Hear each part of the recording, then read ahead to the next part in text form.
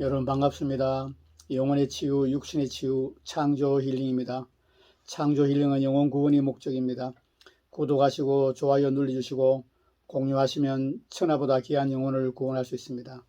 오늘은 영혼의 양식, 중심이 미래를 좌우한다. 변승 목사님 쓰시고 도서출판 거룩한 유제 펴낸 책을 소개해드리겠습니다.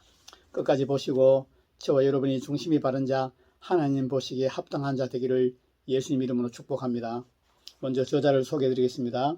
저자 변승 목사는 사랑하는 교회 담임 목사, 한기총 공동회장, 한기총 이단 대책위원, 성령신학교 학장, 도서출판 거룩한 진주 대표, 예장 부흥교단 정경 총회장이십니다.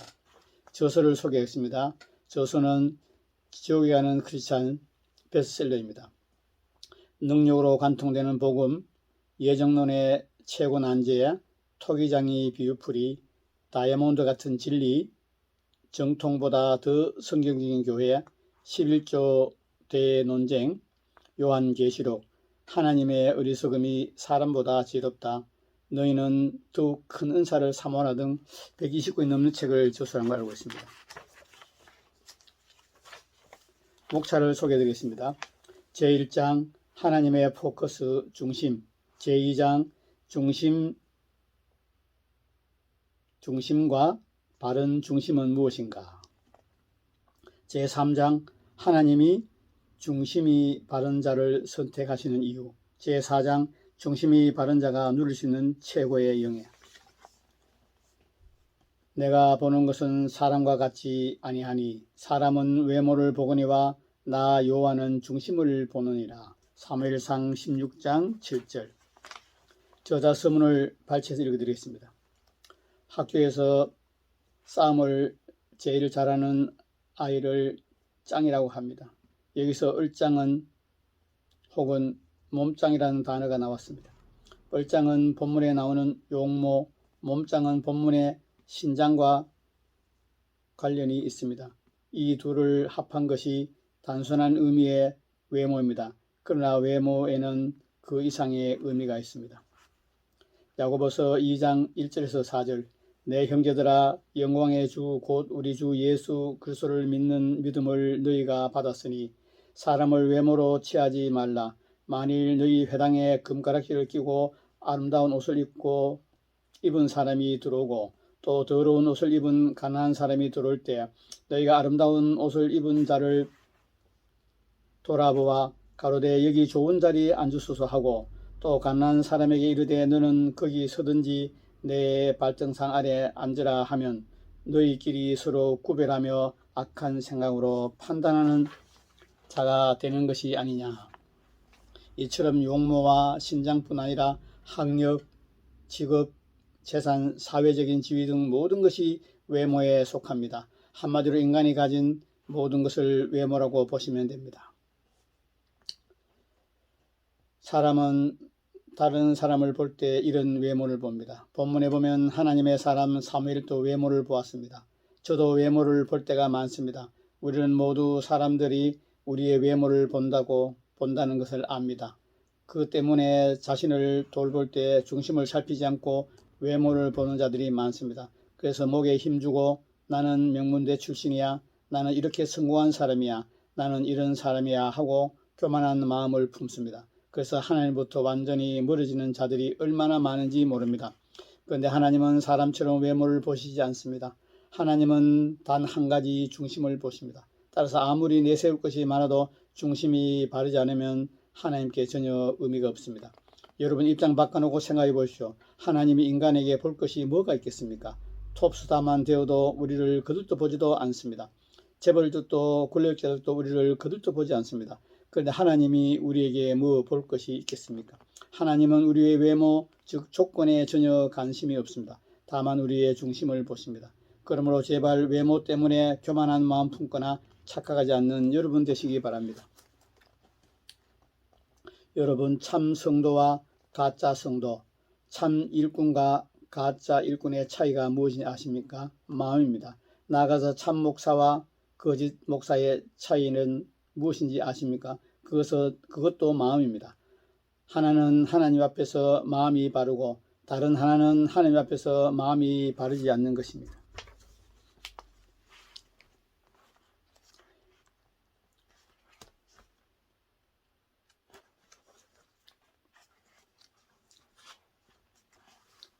그런데 슬프게도 많은 이들이 잘못된 동기로 목사가 되려고 합니다. 의사가 될 정도로 공부를 잘하지도 못하고 판검사 될 실력도 안 되고 그렇다고 딱히 잘하는 것도 없고 줄도 없고 백도 없습니다. 그러나 교회가 성장하면 모든 것이 나아질 것이라고 생각하고 신분 상승을 목적으로 신학교에 가는 사람들이 의외로 많습니다. 잘못된 동기로 목사가 되려는 사람들인데 그들은 대개 정치 목사가 됩니다. 처음부터 목적이 그것이기 때문에 그래서 목사가 되고 교회가 어느 정도 성장하면 서로 머리가 되려고 싸웁니다. 노회장, 총회장, 한기총 회장 되려고 때로는 수억씩 교회에 하나님의 돈을 쓰면서 정치 목사가 되고 맙니다. 극단적인 예라고 할 수 있는 것은 이런 정치 목사뿐만 아니라 우리 교회 안에서도 문제를 일으키는 목사들도 보면 마음이 바르지 않습니다. 마음이 근본적으로 이기적입니다. 바울처럼 나의 나 된 것이 하나님의 은혜로 된 것이니 라고 말한다고 겸손한 것이 아닙니다. 말은 그렇게 해도 교만한 자들이 많습니다. 마치 그처럼 신앙생들과 목사들이 다들 나는 주님을 위해 살겠다, 영혼들 위해 살겠다고 결심하고 다짐하고 실제로 마음은 그렇지 않은 자들이 많습니다. 그들은 말은 단지 들은 풍월이고 구호일 뿐입니다. 그런데 어리석게도 자기가 자기에게 속아 넘어갑니다. 물론 목사들 중에는 하나님의 사랑을 깨닫고 정도의 차이가 있을지 몰라도 근본적으로 내가 하나님 위해 살겠다, 정말 영혼들 위해 살겠다, 하나님 위해 산다면 이보다 더 큰 영광이 없다, 이런 순수한 마음으로 목사가 되려는 사람도 있습니다. 하나님께 중요한 것은 바로 이런 마음입니다. 그런 마음을 가진 사람들이 진짜 목사입니다. 제가 초등학교 때 목사가 되려고 결심했습니다. 두 가지 때문이었습니다. 하나는 신앙생활을 끝까지 잘하기 위해였습니다. 당시 주일학교 선생님들이 설교하면서 이런 말을 자주 했습니다.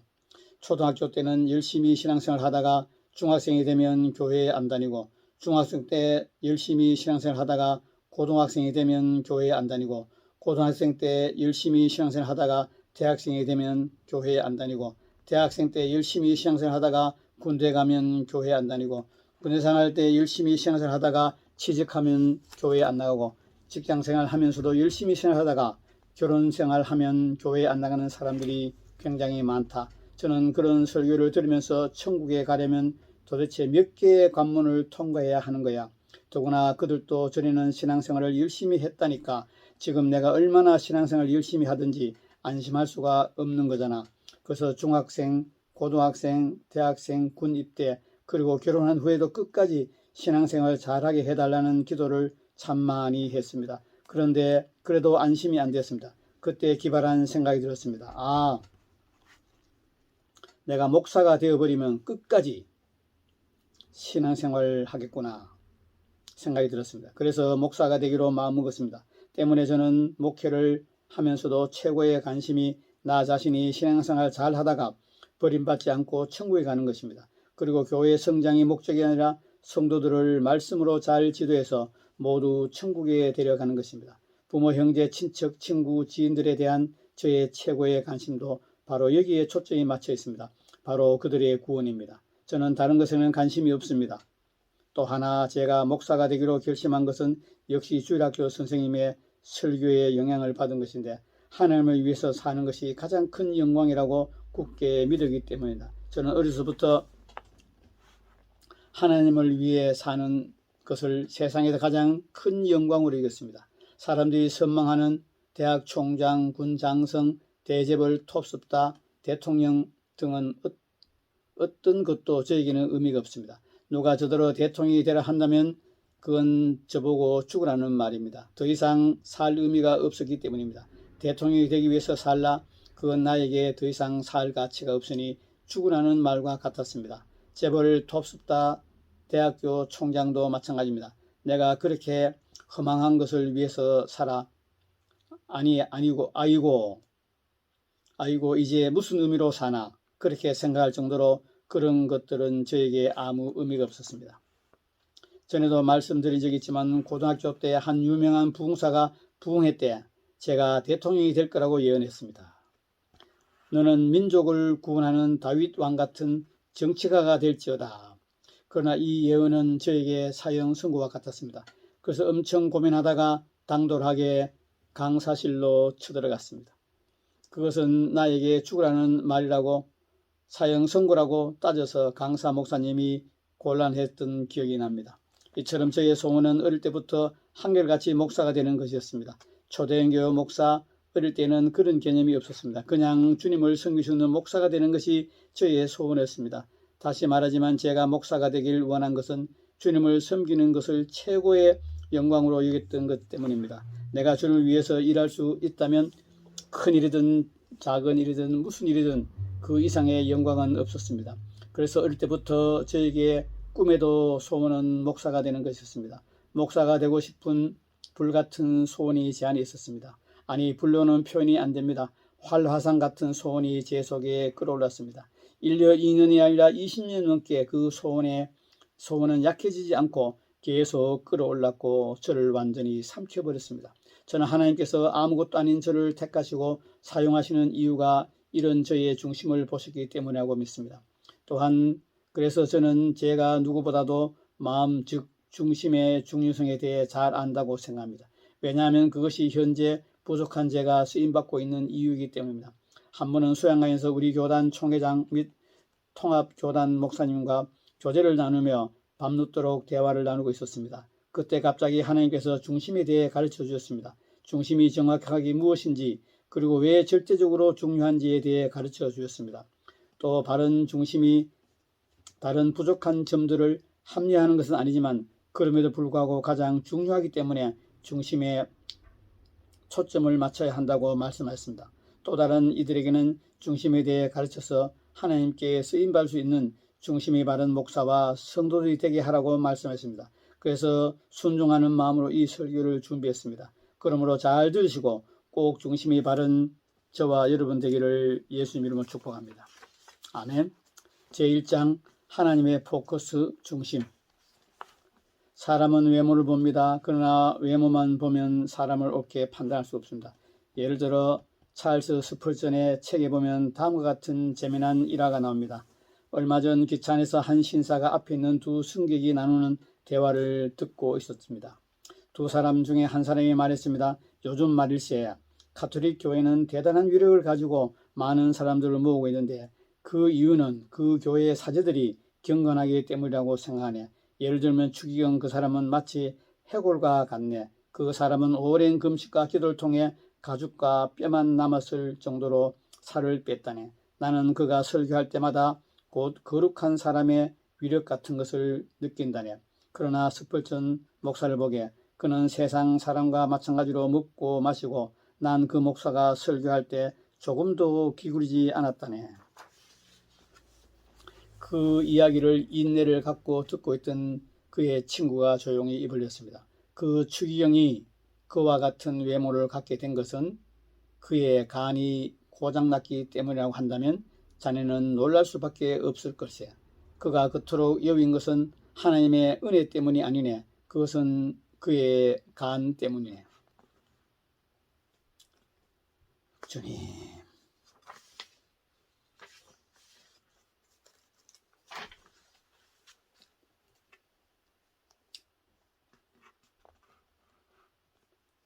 설교를 잘하고 큰 은혜를 끼치고 사람들의 인정을 받는 것이 뭐 그리 중요한가? 이단 누명에 풀리고 여기저기서 초청받고 대규모 목회자 세미나의 주 강사로 서고 기독교 TV에 자주 나온 것이 뭐가 그리 중요한가? 교회가 초대형 교회로 성장하고 대통령이 와서 기도받고 해외의 초청 집회에 강사로 가서 유명해지는 것이 무슨 의미가 있는가? 이런 것들이 다 무슨 소용이 있는가? 어차피 세상은 지나갈 것이고 나는 늙어가고 있고 언젠가는 죽을 것인데 또 주님의 심판대 앞에 설 것인데 주님이 나를 어떻게 보시느냐가 중요한 뿐입니다. 중요한 것은 내가 하나님 앞에 합당한 자가 되는 것이고 주님을 사랑하는 자가 되는 것입니다. 그래서 집회를 가기 전 중심으로 이런 기도를 하게 됩니다. 주님, 제가 조금이라도 사람의 눈치를 보지 않고 하나님의 시각과 하나님의 마음과 하나님의 말씀을, 사명감을 가지고 오직 하나님을 기쁘게 드리기 위해 설교하게 해 주시옵소서. 이것은 제게서 나온 마음이 아니라 하나님이 제게 주신 마음이었습니다. 저는 제가 어떤 중요한 집회에 서게 될 때마다 제 안에 계신 성령께서 이런 생각과 마음을 주신다는 것을 알게 되었습니다. 또 이런 기도를 전심으로 하게 하신다는 것을 알게 되었습니다. 그리고 저는 실제로 그 누구의 눈치도 보지 않고 결과에 개의치 않고 용감하게 진리를 외쳐왔습니다. 이런 경험을 통해 저는 분명히 깨달을 수 있었습니다.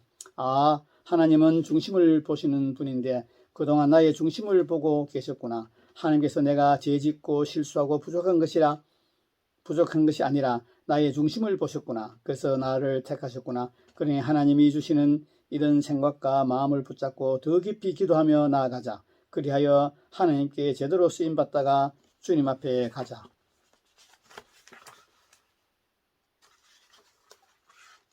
아멘.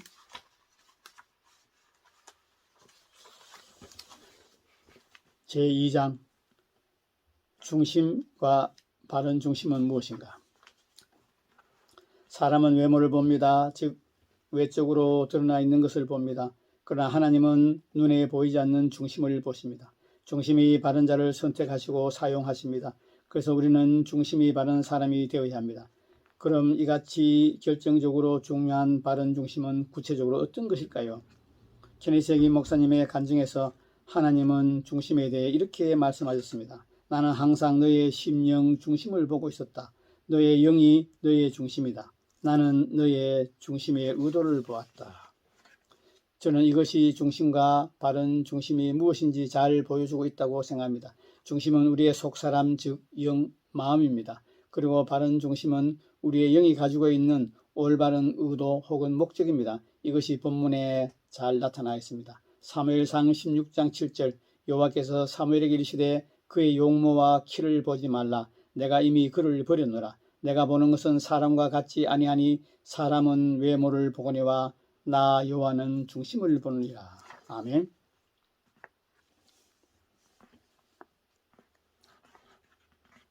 사도행전 13장 21절에서 22절 그 후에 그들이 왕을 구하거늘 하나님이 벤야민 지파 사람 기스의 아들 사울을 40년간 주셨다가 패하시고 다윗을 왕으로 세우시고 증언하여 이르시되 내가 이새의 아들 다윗을 만나니 내 마음에 맞는 사람이라. 내 뜻을 다 이루려 하시더라. 다윗을 만나니 내 마음에 맞는 사람이라. 이 말에는 하나님이 중심이 바른 분이라는 것이 전제되어 있습니다. 중심이 가장 바른 분은 하나님입니다. 바른 중심은 하나님과 같은 중심을 뜻합니다. 하나님은 중심이 바른 다윗에게 내 마음에 맞는 사람이라고 하셨습니다. 이 말은 다윗은 나와 중심이 같은 사람이라는 뜻입니다. 다윗은 그 중심이 하나님과 일치했습니다. 그래서 하나님이 보시고 다른 사람은 나와 다른데 네 마음은 나와 같구나, 나와 통하는구나 라고 인정해 주셨습니다. 아멘.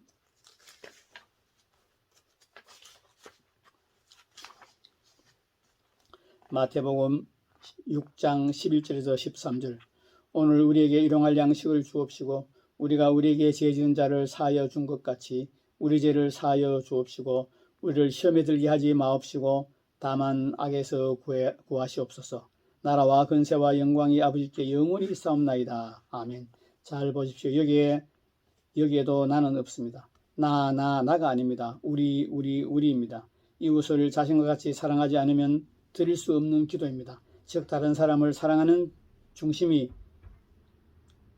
바른 사람이 드릴 수 있는 기도입니다. 주기도문은 우리가 하나님 앞에 기도할 때 먼저 무엇을 구해야 하는지를 보여줍니다. 그것은 나로부터 해방시켜 주옵소서. 나를 나 중심에서 벗어나게 해 주시옵소서. 하나님을 사랑하고 이웃을 사랑하는 자 되게 해 주시옵소서. 그래서 하나님 중심, 이웃 중심 사람이 곧 중심이 바른 사람이 되기를 원합니다. 기도입니다.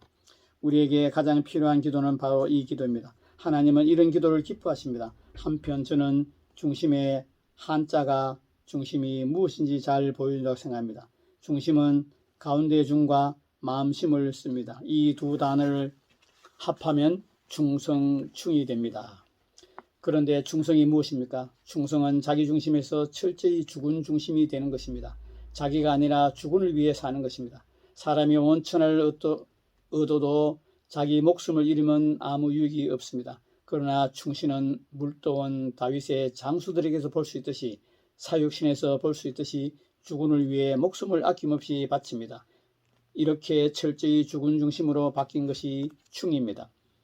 저는 이것이 바른 중심이 무엇인지 가장 잘 보인다고 생각합니다. 바른 중심은 주군에게 죽도록 충성하는 충신처럼 자기 중심이 아니라 철저히 하나님 중심, 이웃 중심의 사람이 되는 것입니다. 그래서 살아도 주님과 영혼들 위해 살고 죽어도 주님과 영혼들 위해 죽는 것입니다. 이런 사람이 바로 하나님이 찾으시는 중심이 바른 사람입니다.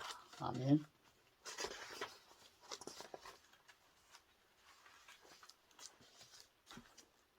그러니 하나님께서 누구를 살리고 누구를 부하게 하고 누구를 높여 주시겠습니까? 바로 중심이 바른 사람입니다. 사람의 미래는 중심에 달려 있습니다. 중심이 미래를 좌우합니다. 이러므로 이것을 기억하고 속히 자기 중심에서 벗어나 하나님 중심 그리고 이웃 중심의 사람으로 변화되기를 예수님 이름으로 축복합니다. 아멘. 제3장 하나님이 중심이 바른 자를 택하시는 이유. 이것은 중심이 바른 자인 다윗의 생애에 잘 나타나 있습니다. 그래서 다윗의 생애를 통해 설명해 드리겠습니다. 1. 중심이 바른 자는 교만해지지 않는다. 중심이 바르지 않았던 사울도 처음에는 겸손했습니다. 다음 성구들을 보면 그것을 알 수 있습니다. 사울이 그 숙부에게 말하되 그가 암나게들을 찾았다고 우리에게 분명히 말하더이다 하고 사무엘이 말하던 나라의 일은 고하지 아니하리라.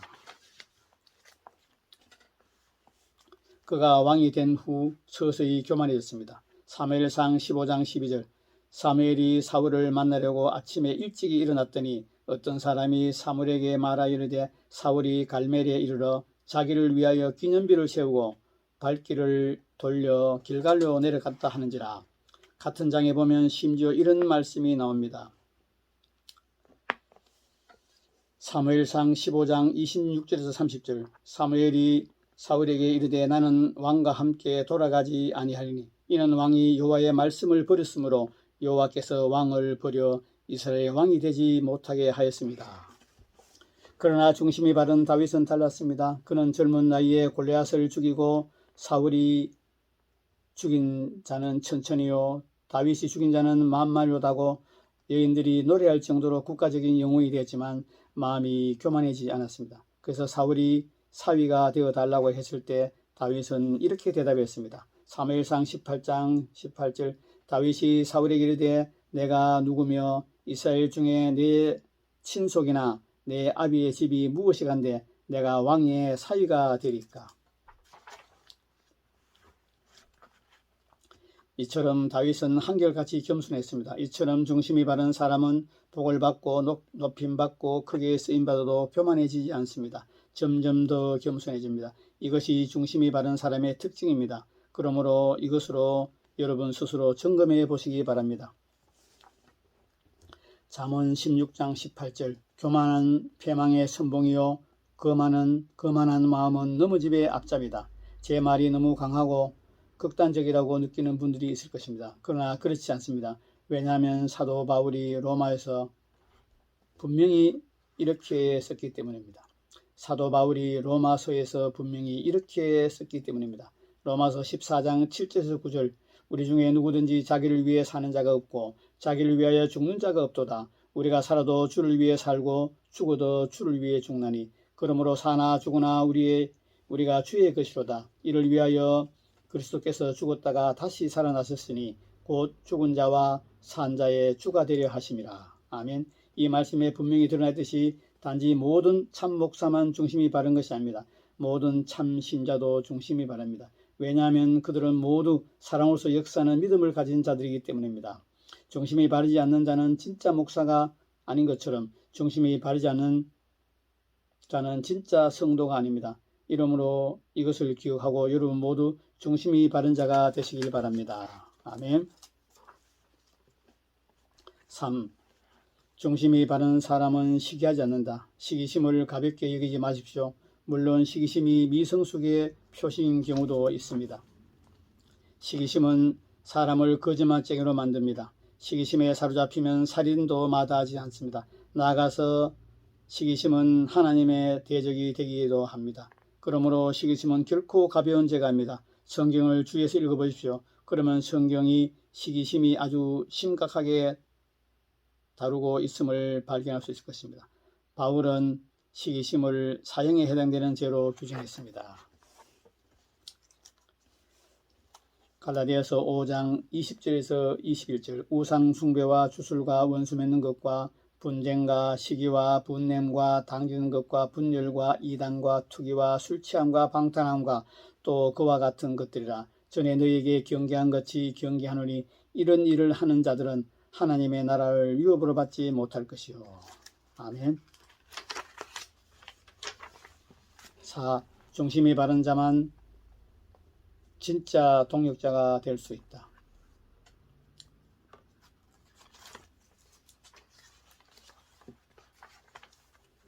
5. 중심이 바른 자들에게는 용기가 있다. 6. 중심이 바른 자는 버림받지 않는다. 다윗과 사울의 가장 중요한 차이가 무엇인지 아십니까? 사울도 장점이 많았고 다윗도 장점이 많았습니다. 사울도 크게 범죄했고 다윗도 크게 범죄했습니다. 그런데 사울은 버림받았지만 다윗은 끝까지 쓰임받았습니다. 과연 이유가 무엇일까요? 저는 중심이라고 생각합니다. 다윗의 생애가 보여주듯이 중심이 바른 자는 잘못을 저질러도 아주 엎드러지지 않습니다. 회개하고 다시 일어납니다. 버림받지 않고 끝까지 쓰임받습니다. 그러나 중심이 바르지 않는 자는 사울처럼 아예 엎드러집니다. 다시는 일어나지 못합니다. 여기서 범죄와 변질은 다르다는 것을 알아야 합니다. 변질은 중심이 달라진 것이 아니고 변질은 중심이 달라진 것이고 범죄는 중심은 그대로인데 일시 유혹에 굴복하여 죄를 범한 것입니다. 사람이 볼 때는 같아 보이지만 하나님이 보실 때는 매우 다른 것입니다. 이것이 바로 하나님께서 사울과 다윗, 베드로와 유다의 경우처럼 똑같이 범죄한 것 같은데 하나는 버리고 하나에게는 기회를 주신 이유입니다. 한 번 구원은 영원한 구원이 아닙니다. 많은 이들이 버림을 받을 것입니다. 예수님이 친히 경고하신 것처럼 목사들 중에도 버림받는 자들이 많을 것입니다. 마태복음 7장 22절에서 23절 참조. 심지어 현신의 권사님의 간증에 보여주시 초대인 교회 목사들 중에도 주님이 모른다고 부인할 사람이 많습니다. 그런데 목사든 신자든 우연히 버림받는 것이 아닙니다. 중심이 바르지 않아서 버림받는 것입니다. 우리가 신앙생활 잘하고 열심히 사역하다지만 결국 버림받을 것인가 아니면 끝까지 쓰임받고 칭찬과 상급을 받을 것인가는 중심에 달려 있습니다. 때문에 중심보다 더 결정적으로 중요한 것은 없습니다. 그래서 우리는 절대 성공을 목표로 삼으면 안 됩니다. 기도할 때에도 성공 혹은 단순히 도덕적인 변화가 아니라 보다 근본적인 것을 위해 기도해야 합니다. 동기를 점검하고 바른 중심을 가진 사람이 되게 해달라고 기도해야 합니다. 기도할 때마다 주님 이기심에 오염되지 않은 순수한 동기를 주시옵소서. 진정으로 하나님을 사랑하고 영혼들을 사랑함으로 하나님 중심, 영혼 중심, 중심이 바른 사람이 되기를 간절히 원합니다. 기도해야 합니다. 그래서 절대로 버림받지 않고 끝까지 쓰임받는 저와 여러분 되기를 바랍니다. 제4장 중심이 바른 자가 누릴 수 있는 최고의 영예. 중심이 바른 자가 누릴 수 있는 최고의 영예는 무엇일까요? 저는 나를 통해 이루고자 하시는 하나님의 뜻을 다 이루어 드리는 것이라고 생각합니다. 사도행전 13장 22절 다윗을 왕으로 세우시고 증거하여 가라사대 내가 이새의 아들 다윗을 만나니 내 마음에 합한 사람이라 내 뜻을 다 이루리라. 이러므로 이것이 우리의 목표가 되어야 합니다. 물론 정확한 의미에서 하나님의 뜻을 온전히 이루는 사람은 예수님 뿐입니다. 1.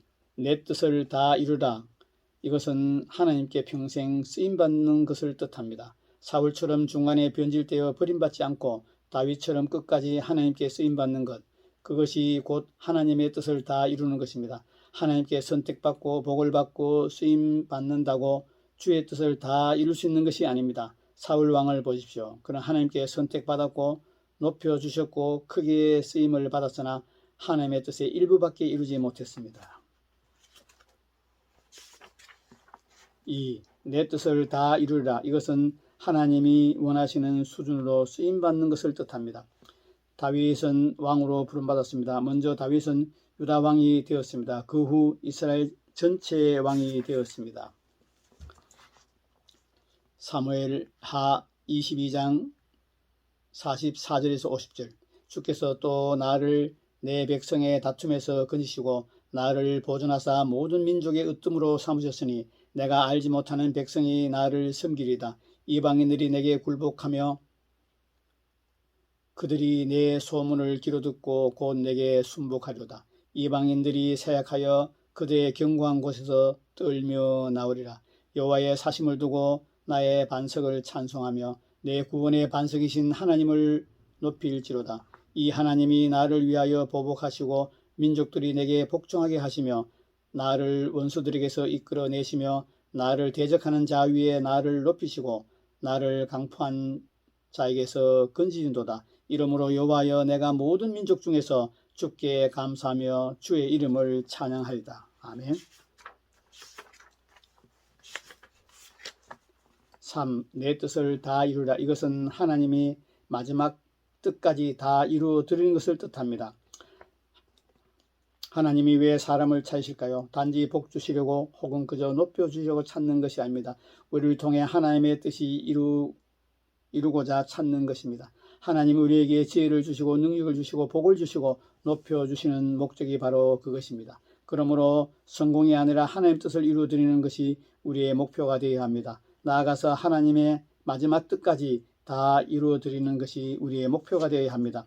그런데 그러려면 자기중심적인 것을 회개하고 하나님 중심, 이웃 중심 사람이 되어야 합니다. 즉 중심이 바른 사람이 되어야 합니다. 왜냐하면 그런 자만이 하나님께서 자기에게 주신 것으로 자기 왕국을 세우지 않고 하나님의 뜻을 다 이루어 드릴 수 있기 때문입니다. 아멘.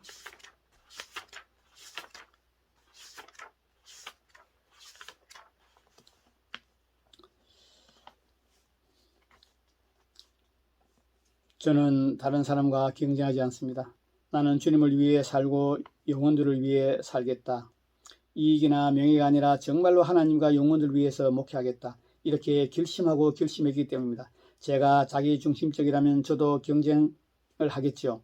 저보다 인기 있는 사람은 찍어 누르고 쳐내고 깎아내리고 시기하고 싸울 것입니다. 그러나 저는 자기중심으로 생각하지 않고 하나님 중심으로 생각합니다. 때문에 반드시 제가 아니라도 상관없습니다. 하나님이 쓰시는 사람이 다른 사람이고 저보다 더 크게 쓰실지라도 전혀 문제가 되지 않습니다. 왜냐하면 저의 목적이 저를 위해 사는 것이 아니라 하나님과 영혼들 위해서 사는 것이기 때문입니다.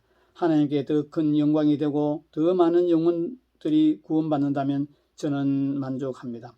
그 이상 바랄 것이 없습니다. 그러므로 중심이 바른 자가 될 수 있는 비결은 두 가지입니다. 하나는 하나님의 사랑을 깊이 깨닫고 그 사랑 속에서 이기심이 녹아지고 하나님과 이웃을 사랑하는 사람이 되는 것이고, 다른 하나는 진리를 깨닫고 받아들이고 결단하는 것입니다. 즉 하나님의 사랑을 깊이 깨닫고 경험함으로써 자연스럽게 되는 것이 있고, 진리를 깊이 깨닫고 받아들이고 그 진리를 붙잡으면서 의지적으로 되는 방법도 있습니다. 둘 중 어느 방법으로 중심이 바른 자가 될 것인가, 그것은 여러분이 각자 선택하시기 바랍니다. 저는 제 설교가 그림의 떡이 아니라 실제적이 되기를 원합니다. 실제로 여러분에게 도움이 되기를 바랍니다. 그래서 이 설명을 드리고 있습니다. 그러므로 설사 여러분이 저 같은 유형의 사람이라도 절망하지 마십시오. 여러분도 중심이 바른 자가 될 수 있습니다. 그리고 비결은 매우 간단합니다. 먼저 이 설교와 같은 설교들을 통해 진리를 깨닫십시오. 하나님의 말씀을 열심히 읽고 신앙서적을 많이 읽으시기 바랍니다. 하나님은 사랑이다. 나는 하나님의 모양과 형상대로 지음받은 사람이다. 이러므로 이기심을 버리고 하나님처럼 사랑하는 자가 되어야 마땅하다. 사람은 마땅히 마음을 다하고 목숨을 다하고 뜻을 다하여 하나님을 사랑해야 한다. 또한 이웃을 자기 몸처럼 사랑해야 한다. 이것이 하나님이 율법을 통해 우리에게 요구하시는 것이다. 그러므로 나도 당연히 그런 사람이 되어야 한다. 그 다음 진리를 받아들이고 실제로 그렇게 살겠다고 결단하십시오. 그래서 이것이 여러분의 목표가 되게 하십시오. 그리고 날마다 실생활에서 이 관점에서 판단하고 결정하는 삶을 살아가십시오. 그러면 여러분의 중심이 바뀔 것입니다. 다윗처럼 중심이 바른 사람으로 변화됩니다. 그 결과 하나님께서 여러분을 통해 이루고자 하시는 뜻을 다 이루어드리는 가장 복되고 영광스러운 삶을 살아갈 수 있을 것입니다. 그러므로 지금 그렇게 결단하시기를 예수님 이름으로 축복합니다. 중심이 미래를 좌우한다. 이 책은 2020년 6월 23일 초판 인쇄를 했습니다. 표지글을 읽어드리겠습니다. 여호와께서 사무엘에게 이르시되 그의 용모와 키를 보지 말라. 내가 이미 그를 버렸노라. 내가 보는 것은 사람과 같지 아니하니 사람은 외모를 보거니와 나 여호와는 중심을 보시니라. 중심을 보느니라 하시더라. 아멘. 사무엘상 16장 7절. 오늘은 중심이 미래를 좌우한다. 변승우 목사님 쓰시고 도서출판 거룩한 진주에 펴낸 책을 소개해 드리겠습니다. 여러분 어떻게 생각하십니까? 우리는 지금 옷을 입고 면도 하고 안경 쓰고 여러 가지로 치장하죠. 좋은 차 타고 또 아파트 좋은 집에 살고 좋은 음식 먹고 우리는 외모를 중요시합니다. 패션을 중요시합니다. 폼사에 목숨 걸기도 합니다. 여러분 하나님을 중심을 보십니다. 저는 이 책을 읽고 중심을 바른 자가 되기 위해서 많이 노력을 애쓰고 있습니다. 지금 저는 하나님 중심, 영혼 중심의 삶으로 많이 진보하고 발전하고 있습니다. 여러분 중심이 미래를 좌우한다. 이 책을 꼭 읽으시고 여러분 중심이 바른 하나님의 자녀가 되기를 원합니다. 특히 신학 교수님, 목사님 여러분 이 책을 꼭 읽으시고 중심이 바른 다윗처럼 되시기를 예수님을 축복합니다. 사울 왕처럼 버림받지 않고 다윗처럼 끝까지 하나님의 뜻을 다 이루어드리는 신학 교수, 목사님, 장로님, 권사님, 집사님, 천만 성도 되기를 예수님으로 축복합니다. 여러분 한국 교회 안에 90%가 사꾼 목사이고 90% 교회가 하나님이 세우신 교회가 아니라고 말합니다. 저는 이 말에 동의합니다. 한국 교회는 장로파, 목사파가 싸워서 갈라졌습니다. 제가 사는 도시에서 이름이 비슷한 교회가 많습니다. 갈라진 교회입니다. 갈라져서 제가 사는 도시에 인구는 17만이 좀 넘는데 교회가 200개가 넘습니다. 여러분 하나님은 중심을 보십니다. 여러분이 신학 교수이십니까? 하나님은 중심을 보십니다. 여러분 목사님이십니까? 하나님은 중심을 보십니다. 여러분은 신학생이고 전도사님입니까? 하나님은 중심을 보십니다.